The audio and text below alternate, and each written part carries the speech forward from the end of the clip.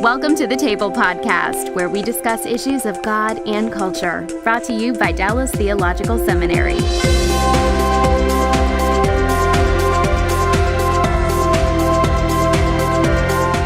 Welcome to the Table. We discuss issues of God and culture. I'm Darrell Bock, Executive Director for Cultural Engagement at the Hendrick Center at Dallas Theological Seminary. My guest today is a fellow cohort in crime. We've been working together side by side in the New Testament department literally for 3 decades plus. Dan Wallace, thank you for joining us. I'm glad to be here, Darrell, even though it's with you. I know.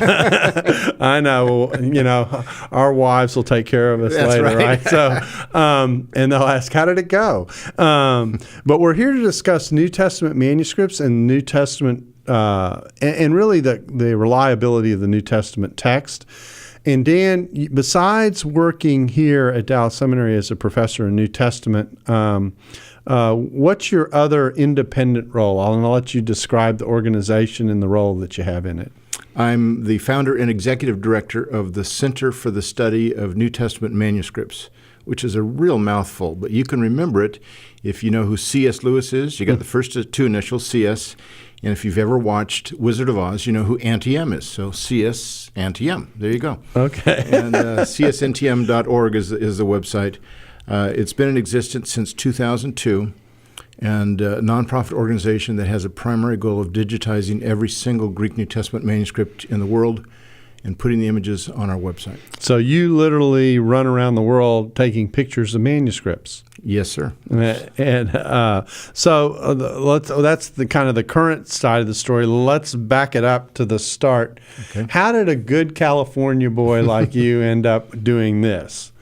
Well, when I got done surfing and playing football, I had a radical commitment to Christ that I made when I was 16 and decided at that point I will go into full-time vocational ministry. And I started sharing the gospel on Coast Highway, which is the one that runs up and down the coast from Mexico to Canada, picking up hitchhikers, passing out New Testaments. And I'd pick these New Testaments up. I'd buy them for 25 cents a piece, paperbacks, buy them by the box load from a fellow that had a real estate office. He had a huge billboard over his real estate office that said, Jesus saves. So I figured, well, this guy must be a Christian. So I'd go down there, get today's English version from him, and he'd talk about how Jesus was not God. And that really disturbed my faith. And I thought, if I'm going to make this commitment to Christ, I sure hope he's worth it. Mm-hmm. And so we'd have these dialogues back and forth, and it really convinced me that I needed to know more about what's going on in the New Testament. So I went to Biola College and studied under Harry Sturz, who is a great textual critic, learned Greek grammar from him, textual criticism, and a little bit about exegesis there, but I decided I'm going to devote a large part of my career to working with manuscripts and working with Greek grammar. Now, you use the phrase textual criticism, which some people, of course, will be familiar with, but other people will have no clue what that means. I mean, are you critical of the New Testament text? Come on now. So in a very lay kind of way, explain what text criticism is for people. The word criticism simply means research. Mm-hmm. And textual criticism is the discipline that has as its primary goal to ascertain the wording of an original document that no longer exists or can no longer be found. We apply it to all ancient literature. We apply it to a lot of modern literature, including the Gettysburg Address. We don't have what Lincoln wrote. We have 5 secretaries that wrote down what he said, and they all have differences among them. With the New Testament, the originals disappeared within a century of writing. They were probably copied so much that they just wore out. And all of the manuscripts have differences between them. So we have to do textual criticism to try to ascertain the wording of the original. So you're looking at the variations in the wording and trying to make sense based upon the various sources that they're coming from, which wording is likely to be the most reflective of the original. More reflective of the original. You defined it pretty well. Okay, well. You know a little about the New Testament, I guess. Just a touch. Every now and then I wake up and look at my New Testament.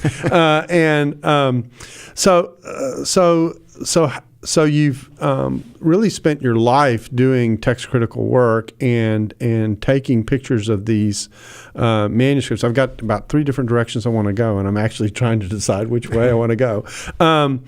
And so let's talk a little bit about what that involves, the picture taking that's involved, the kind of equipment that you're using, what it takes to get permission. I know that there's stories there. What is it? Let's say you're going to Athens. What does that involve? Well, first of all, what did it involve? It involves years of talking to people and shooting at other places. We started at not so consequential institutes that would allow us to shoot there, build a really good reputation of always maintain that manuscript, never hurt any manuscript. That's our first task. And as our reputation built up, then more and more places would be interested. In 2014, September 2014, we were invited to go to the National Library of Athens, National Library of Greece in Athens, and meet the director and the director of the board, or the chairman of the board. And we gave a presentation to them. Halfway through the presentation, they stopped us and said, "Okay, we want you to shoot our manuscripts. How soon can you start?" Mm-hmm. I said, well, it's going to take some time to raise the money. You can pop out your iPhone and just get started? There you go. Right. Yeah, that's the caliber of pictures we take, right? We bring state-of-the-art equipment to these sites, and we said we can maybe start in May, but we're going to have to raise a lot of money. And the whole project cost nearly $1 million. It took 2 years to do, and I spent 100 days in Athens, over 100 days in 2015 alone. I'd live there for 3 or 4 weeks and then come home, and sometimes I'd speak somewhere in the country and then fly back, but always visit my wife for a little bit, so she'd be happy about that. But I was preparing the manuscripts for photography. It takes 2 to 3 hours to prepare each manuscript to be photographed. And then the teams would come in for the whole summer of 2015 and 16 and other times of the year. We trained 45 people to shoot their manuscripts. They have 300 Greek New Testament manuscripts. A manuscript, by definition, is a handwritten document that's not based on a printed document. And so typically we're talking about 2nd through the 16th century. They don't have any 2nd century ones, but they've got plenty of manuscripts, 300 of them, 150,000 pages of manuscripts to digitize. And we have state-of-the-art equipment that is 50 megapixel cameras where the images are 300 megabytes apiece. 3 of them equal a gigabyte. They're huge. And not only do we have those images, but we shoot them on what's called the Graz Traveler's Conservation Copy Stand, designed in Graz, Austria by a manuscript professor, so that these things hold manuscripts. They're designed specifically to shoot manuscripts. They hold them open at 105 degrees, no more. They have exact distances for the camera, exact lighting, all this. And if you want to shoot manuscripts in Europe today, you'd better have one of these, and we have 4. They're very expensive, and he makes them by hand for every institute that wants them. So trained 45 people, 7 to 8 were working there each summer full-time, and I was working there during the summers as well as other times. But so you said prepare the manuscripts and that takes a couple of hours. I've seen you handle manuscripts with gloves and be very, very careful about how the manuscripts are handled. But what does preparation of a manuscript require? Well, first of all, on gloves, a few years ago, it has been determined that gloves are not the best way to handle manuscripts. We used to think that, but University of Michigan and some other sites said, no, handle them with clean hands. Make sure you didn't have Cheetos for lunch. And, if somebody sneezed, they'd go and wash their hands. So it's a lot more work, but gloves can actually snag the pages. And so they said, no gloves, just really clean hands. So that's how we do it now. But what it takes to prepare a manuscript, the first and most important thing is to count how many pages are in there. And if I have 271 pictures on the right side, I'd better have 271 on the left side. So I count them. Now, most manuscripts, they're already numbered by the leaf. It's just the right page is numbered. And most of the time, that numbering is off at some point. Either leaves stick together or they wrote the same page twice, the same leaf number twice. And so I list what is actually written on the leaf, and then I list how it's to be corrected. We also count as a leaf anything that has at least 1/2 of a letter on it. That counts as a leaf for our purposes. So we have to shoot that without shooting the leaf behind it. It's really tricky to do that. But I count the leaves. I count how many lines are per page, the dimensions, the height, the width, and even the depth, which is how thick that manuscript is if it's laying down, not counting the covers, looking at the bottom and looking at the top. And what's fascinating is about 95% of all manuscripts, they're a little bit thicker on the top than they are the bottom. We do it by way of centimeters. But every once in a while, you get the bottom that is wider than the top, and that usually means that that manuscript was stored upside down for more than half its life. Oh, wow. Because they fan out. You know, when you pull a book off the shelf, it fans out on the top, and these didn't have any names on the spine, so you've got a 1,000-year-old manuscript that's been stored upside down for 600 years. That's pretty amazing to find those. What are you doing disturbing me, right? Yeah, that's right. and we look at the material. I date the manuscript, and I do a scripture index where each book of the New Testament starts. So those are some of the things I do. Okay, and then you talked about the requirement of what I think you said, was it 50? 50 megapixels. 50 megapixels. Why do you need that much detail? What are you able to do in order to figure out what's going on? Because I imagine some of the writing is tricky in terms of being able to read it. Is that what you're trying to deal with? There's all sorts of issues that go on with these manuscripts. At first, I thought all we need are cameras good enough to tell us differences in handwriting of purposeful changes. But it's more than that. If you have old microfilms, they will not show the lines where scribes would not draw lines like we have lined paper. They didn't do that. But they took a blunt instrument and they indented the lines and they wrote the letters out beneath that line or sitting on it. And that actually tells you whether it's sitting on the line or hanging from the line, what the date is. The 10th century is the cutoff. If it's hanging from the line, it's later. Sitting on it, it's earlier. You couldn't tell that on older pictures. And consequently, you need very good pictures to help date the manuscript. Interesting. Just that alone. And then there's erasures. There's marginal notes where the scribe writes in really tiny letters and all sorts of things that tell us, is this what's called the hair side or the flesh side? Hair side is the outside of the animal skin, and they scrape that as clean as they can, but you can see the hair follicles there if you got good enough pictures. Interesting. And is there a way to see if there's anything behind anything or anything like that, or what does that involve? Yeah, a manuscript that has been reused by a later scribe is called a palimpsest. They scrape off the original writing and then they'll write something else later on it. Sometimes it's a whole manuscript. Frequently it's just a couple of leaves in a manuscript.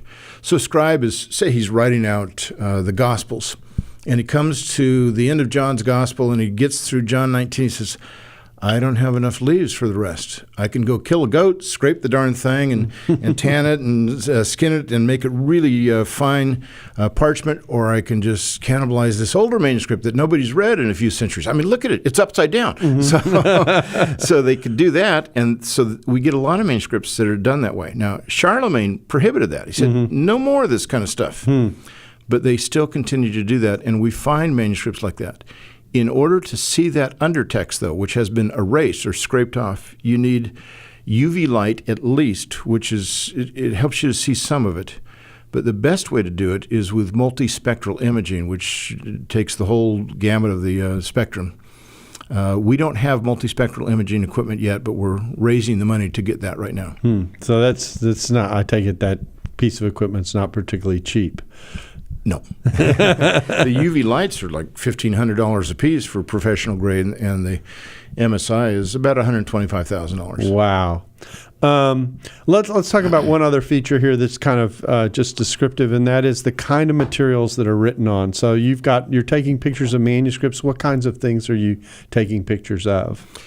The materials are of three sorts: papyri, parchment, or paper. And they, for the most part, go in that direction in terms of the age. Our earliest manuscripts are all on papyrus, which is an ancient kind of paper made from the papyrus reed that grew on the edge of the Nile.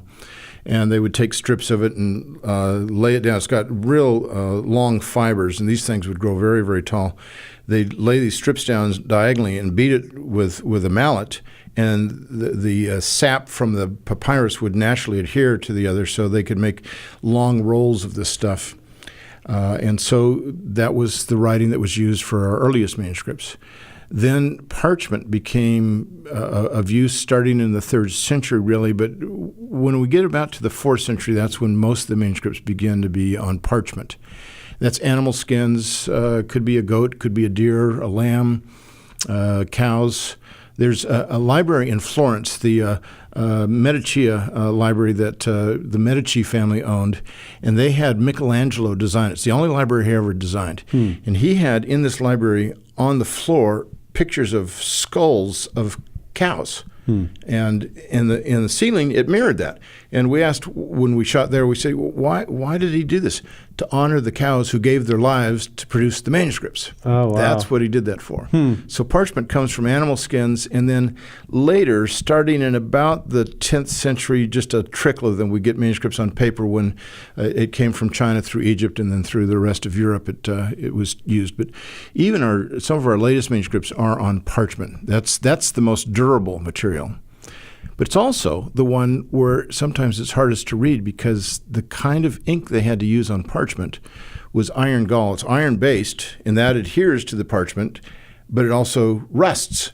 And you've got parchment that may start out as kind of white and it turns brown, and this ink that starts out as black and it turns brown. So you got brown on brown, which ironically, the parchment manuscripts may be 1,000 years later than the papyri, but the papyri are often more legible than the parchment. Interesting. I think that's all the overview questions I want to ask, and just kind of the process of doing this. Now, we're used to hearing things like this. The New Testament has hundreds of thousands of variants. How can we even have any clue or idea what the New Testament text is? It's a way of undercutting the idea that the Bible that I have in my hands is not necessarily the Bible that existed originally, or even some people even question whether you can even frame the question that way. So help us through that morass. I take it that I didn't actually ask you how many manuscripts you've actually photographed. I'm assuming you have at least a ballpark number for what that is. I forgot what it is. It's I know it's about 500,000 pages so far, and I can't remember what the number of manuscripts is. Interesting. So, and are there certain collections that you haven't gotten to yet that you're still seeking to get to? Oh, yeah, most of them. There's about 2.5 million pages of Greek New Testament manuscripts, which means if we've only photographed 20%, it's great job security for me. Right. I've been to 40 different countries, and there's manuscripts in over 250 different sites around the world. Okay. Well, I almost forgot to ask that set of questions, and I just popped in my head. So let me turn back to the morass. So we have a lot of people who claim that we really can't trust the text that we have. How do you help people think through and negotiate that kind of a question? Well, there's a few different responses I give to that. First of all, if we only had one manuscript of the New Testament, we'd have no textual variants at all. Since every manuscript, by definition, is a handwritten document by frail, mistake-ridden human beings. Non-Xerox machines. Non-Xerox, yeah. There's going to be mistakes. Our two closest manuscripts have between 6 and 10, of the first 8 centuries, they have between 6 and 10 differences per chapter. So when you start thinking about that with all these manuscripts, there's going to be a lot of differences. It is quite correct to say we have hundreds of thousands of textual differences among the manuscripts. But when you begin to look at it in detail, you begin to realize you count a textual difference if even a single manuscript has a spelling difference from another one. And I did an experiment a few years ago where I wrote out how many ways you can say John loves Mary in Greek. It took me about 8 hours. And I came up with 384 ways to say John loves Mary in Greek. And then I decided, I know there's about another 150, but that's enough to prove the point. Now here's the way this relates to us. Bart Ehrman, in his Misquoting Jesus, says, there are so many variants that we could go on practically talking about them forever, and yet we wouldn't get done with them. They're not just in the hundreds, but in the thousands. Well, he's right. But the vast majority of them are of that sort that you can't even translate the differences. There's different ways to spell John, different ways to spell Mary. You can put it in different word order. Same verb, 384 ways I produced. And I've shown that every time when I give So this is a way of saying don't be fooled by the large number, basically. Exactly. Okay. Now, when you actually think about these variants, the other thing I would say is people who make this claim have not compared it to Greco-Roman literature. We have maybe half a dozen manuscripts for the average classical author.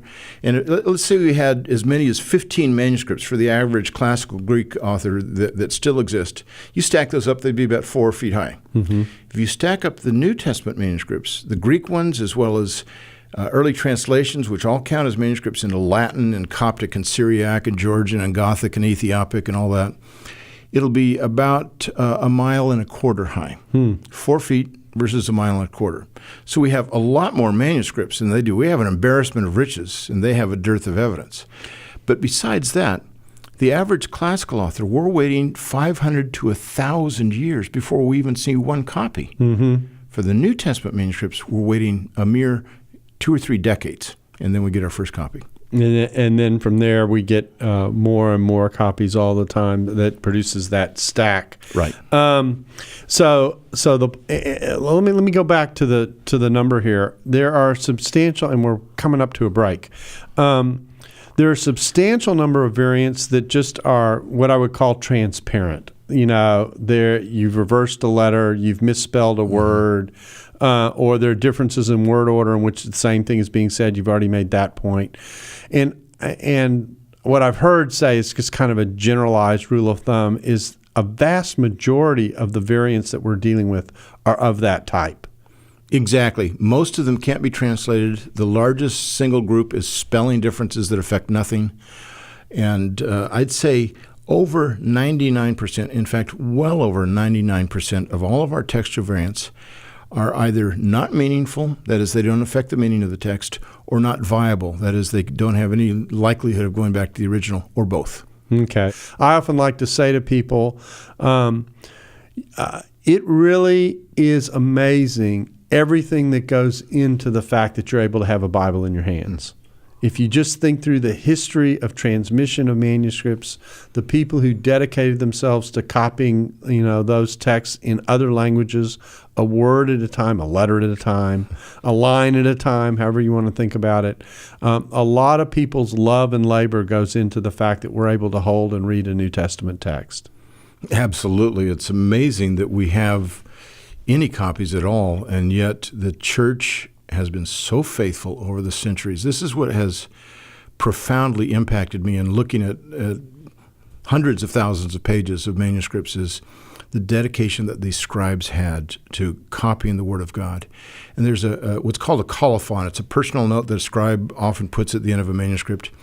And there's one that happens on occasion that I had the opportunity to see when I was in Athens a couple years ago. The scribe wrote, "The hand that wrote this is rotting in the grave, but the words that are written will last until the fullness of times." And it was dated A.D. 1079. I'm looking at this manuscript that's over 1,000 years, and I said, yep, I'm sure he's rotting, and yep, this thing is still here. Yeah, it's amazing. Well, we were talking about the nature of significant differences here, and I'm actually not entirely sure how to get into this question, but I think the way I want to do it is this way.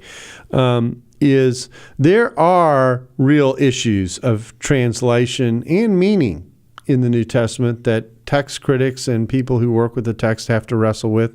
And probably the most obvious way that most people encounter these are a little side note they get in their translations that say or some manuscripts read. Exactly. Yeah. And so what's normally going on when that kind of a thing is happening? Well, what the translators are telling the reader is that they're not certain about what the original wording is, typically. Other times they're saying there has been a tradition that has been found, especially in the King James Bible, that we are rejecting, but there are some manuscripts that have this, or typically it's the late majority of manuscripts. But there's a lot of places that are actually like that do affect the meaning and are viable, that is, it could go back to the original. Now, the impact of this for some people when they initially hear it can be, well, then maybe we really don't know the content of the New Testament. And so can I be confident this is the text that was written? How do you help people sort through that part of the question? Well, I quote Bart Ehrman, the famous Orthodox scholar, who was a student under... that was tongue-in-cheek. Yeah, that was. Thank you for mentioning that. Bart's been a long-time friend, right. And he studied under Bruce Metzger at Princeton Seminary. In 2005, he wrote a book called Misquoting Jesus, about how the Bible has changed over the centuries. And I think it was his agenda to show that Orthodox scribes changed the text to make it conform more to what they wanted it to say. But in the summer of 2006, the publishers put in an appendix that had, they wanted to kind of beef up the sales, so they put it in a paperback edition. And one of the questions they asked him in there, just to get people to look at this appendix and, I want to buy this book, was, why do you disagree with your mentor, Bruce Metzger, about cardinal doctrines being changed in the original New Testament from the scribes who came along later? He said, I actually don't agree with Dr. Metzger. No essential doctrine. Don't disagree, you mean? I don't disagree. Thank you very much. That's kind of important. Yeah. That's a textual variant. I don't disagree with Dr. Metzger. There is no cardinal doctrine that is jeopardized by any of these variants. And that's on page 252 of the paperback version of Misquoting Jesus. So so here's the issue, if I can try and boil it down. You can tell me if I've summarized this well. There are discussions about what particular texts mean and whether they are saying X or Y.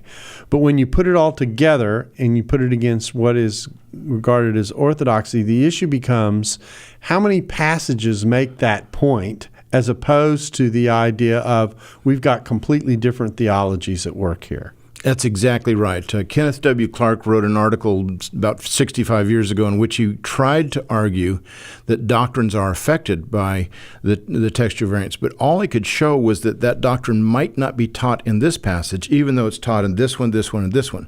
Take, for example, the deity of Christ.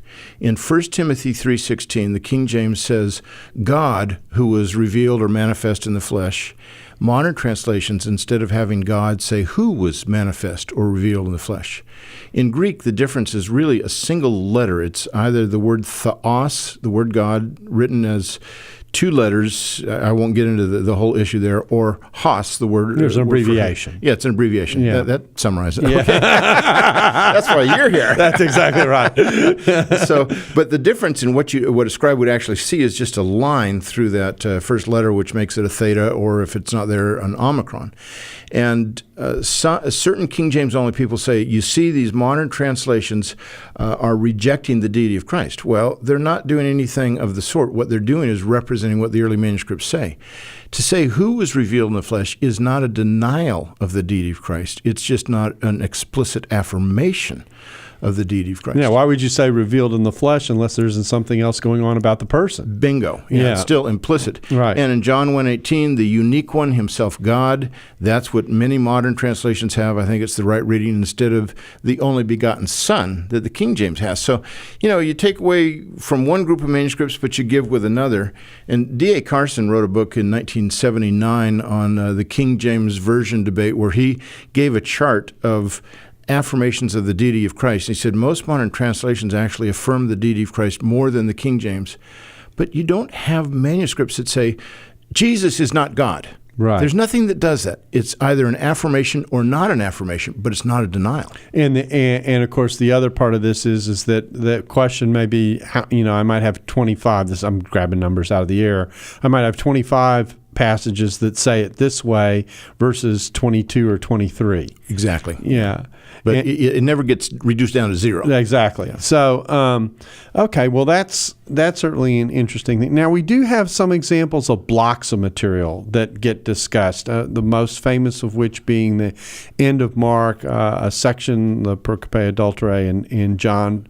Two of the more famous ones we could go on, but they are the two most famous. And so the question here is, how do we think that happened?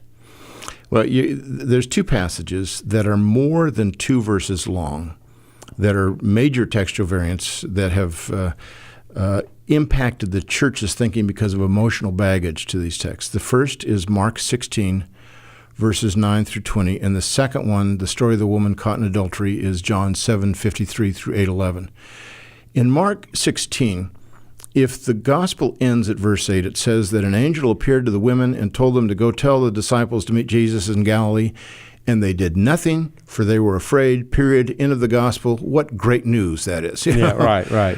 It looks like a downer. There's no resurrection appearance by Jesus if the gospel ends there. He's still raised from the dead, as the angel tells the women that that's the case. But is he seen by the disciples?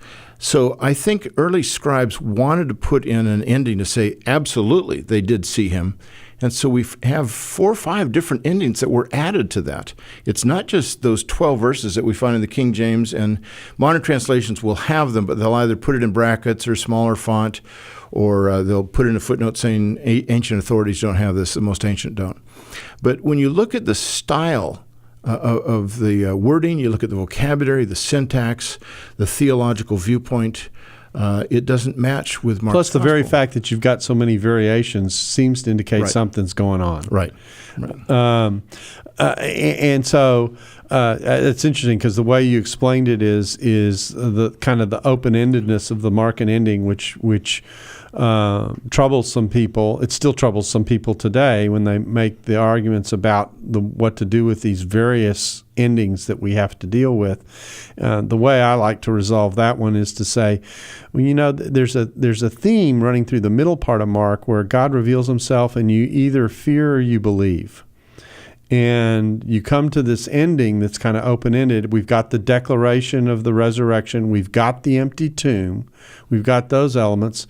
And now I call this you make the call part of the New Testament. Exactly. Yeah. And that's how Mark's ending. What are you going to do with this?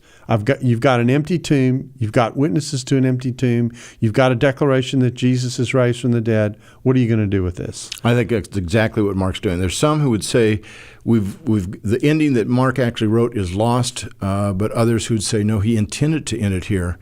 And I think his intention is to get the readers to put themselves in the sandals of the disciples. And now, what am I going to do with Jesus? Mm-hmm. If I want to accept him in his glory, the way Peter did in his confession of Jesus as the Christ, I must also accept him in his suffering, and I must carry my cross daily and follow him. And that's what Mark, I think, is doing, is you're persecuted Christians. You've got to own this, not just read this and casually be a Christian. If you're going to be a follower of Jesus, you really better follow him, and that includes suffering. And the other thing I like to say about an ending like this is that because people are sensitive to this and they do print the alternatives in the margin or make you aware of them, it isn't like you're unaware of what the choices may be.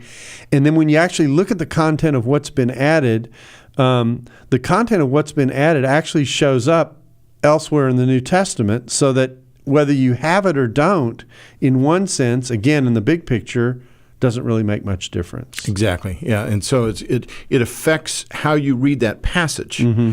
Is Mark trying to get the readers to come to conclusions about Jesus themselves, or is he giving them the information?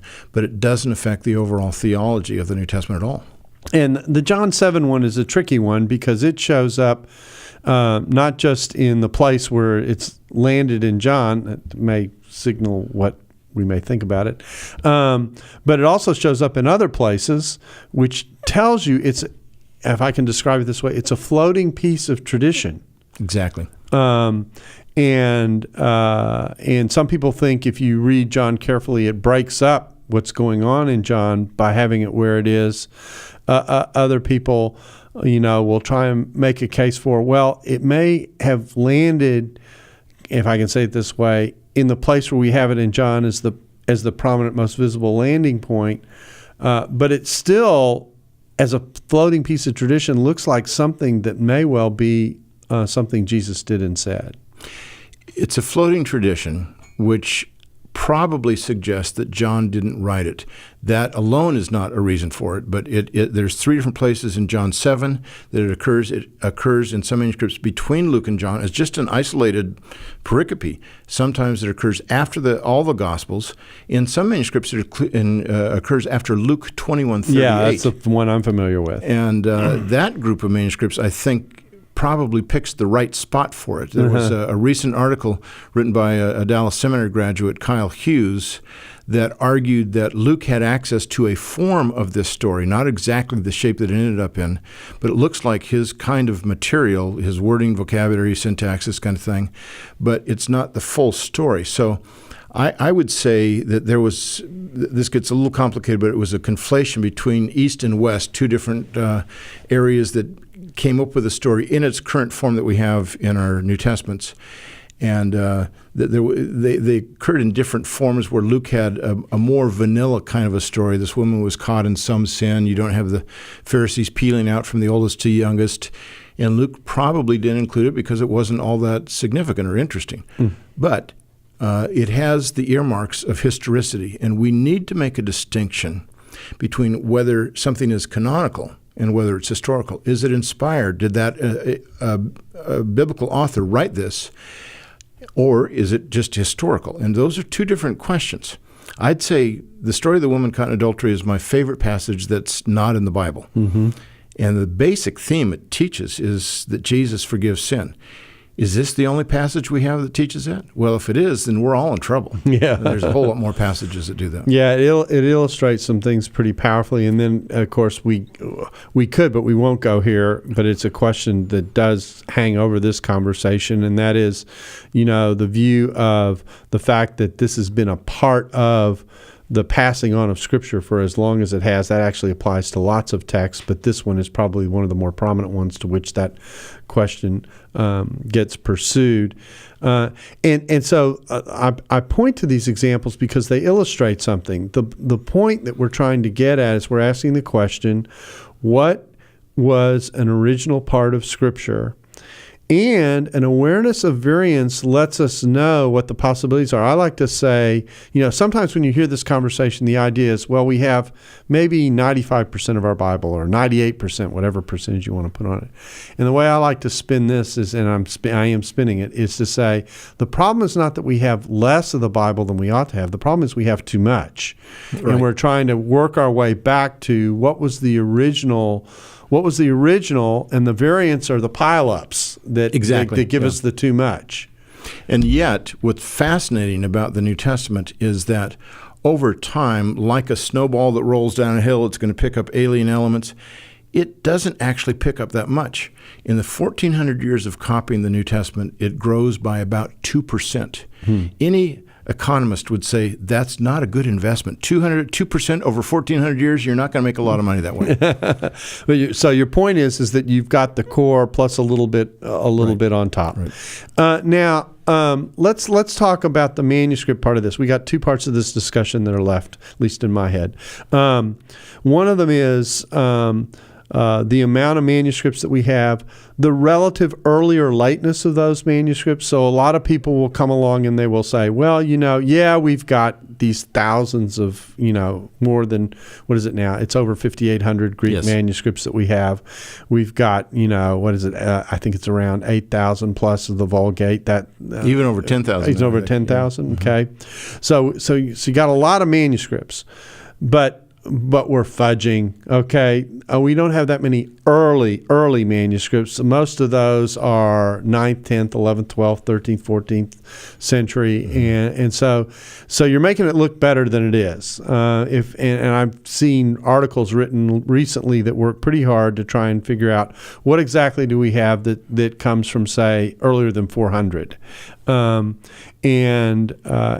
raise the question in that kind of a way. Now, this is a little more sophisticated kind of issue and question, but how does one respond to the idea that, well, we got lots of manuscripts, but we don't have a lot of them that are extremely early?